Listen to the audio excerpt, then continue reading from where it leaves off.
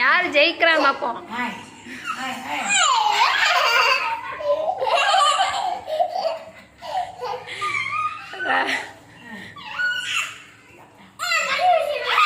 நீங்க என்ன கடிக்கிறீங்க? நீங்க கடிக்காம சண்டை போடுங்க.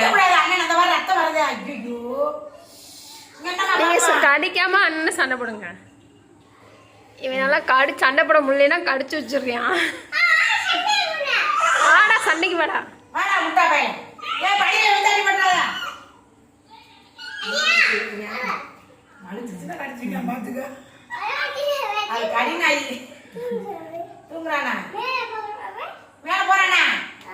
ரெஸ்ட் எடுக்கிறாங்க.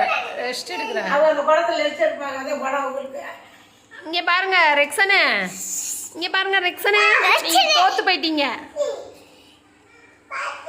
நீங்க தோத்துட்டீங்க.